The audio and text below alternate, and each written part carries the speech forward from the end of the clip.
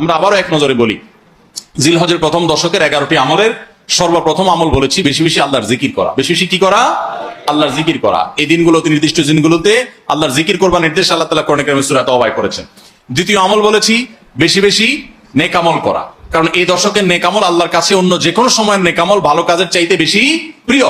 এই দশকের নেক আমল চলতে থাকবে, সেটা জিকির হোক, তেলাওয়াত হোক, দান সাদাকা হোক, নফল রোজা হোক, নফল নামাজ হোক, যত রকমের ইবাদত আছে, এটা ইবাদতের দশক। রমজানে যেরকম ইবাদত করতে থাকি আমরা, এই দশকে এরকম কি চলবে? ইবাদত চলতে থাকবে।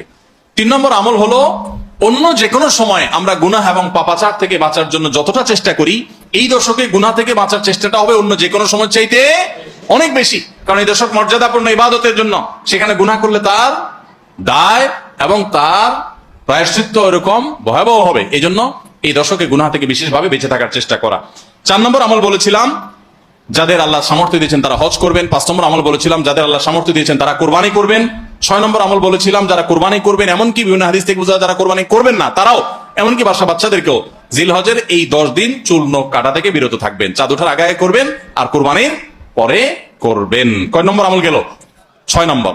7 নম্বর আমল হলো, সাধারণভাবে এই 10 দিন রাত দিন যত বেশি পারেন উচ্চ স্বরে সরবে তাকবীর পাঠ করতে থাকবেন। আল্লাহু আকবার, আল্লাহু আকবার, লা ইলাহা ইল্লাল্লাহ, আল্লাহু আকবার, আল্লাহু আকবার, ওয়ালিল্লাহিল হামদ। কোন কোন হাদিসে 3 বার তাকবীর আসছে শুরুতে, আল্লাহু আকবার, আল্লাহু আকবার, আল্লাহু আকবার, লা ইলাহা ইল্লাল্লাহ, আল্লাহু আকবার, আল্লাহু আকবার, আল্লাহু আকবার, ওয়ালিল্লাহিল হামদ।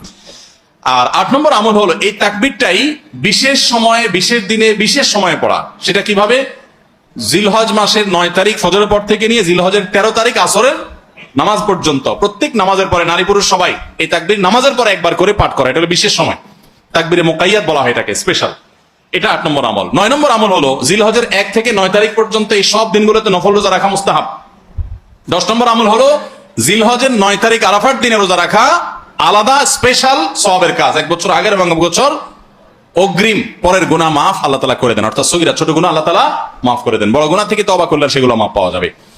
আর 11 নম্বর আমল হলো যে ঈদের দিনে যত সুন্নাহ আছে সব সুন্নাহগুলো সঠিকভাবে পালন করব। আল্লাহ রাব্বুল আলামিন আমাদের সবাইকে জিলহজের এই 10 দিনের ফজিলত এবং মর্যাদা প্রতি মুহূর্তে স্মরণ করার তৌফিক দান করুন।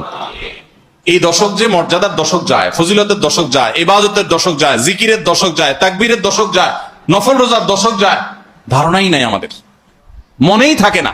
অনেক মানুষ আছে জিজ্ঞেস করলে ভাই তার হাবভাব দেখলে রুটিনের ভিতরে কোনো পরিবর্তন নাই। অন্য সময় ফজরে গাফলতি, এই দশকেও গাফলতি। আরে ভাই, রমজান মাসে তো মানুষ বেনামাজিও নামাজ পড়ে, মাশাআল্লাহ, ঠিক না ভাই? ঠিক। যে লোক বখিল সেও টুকটাক দান করে, যে কখনো মসজিদে আসে না সেও মসজিদে আসে, যে কোরআন ছুঁয়ে দেখে না সেও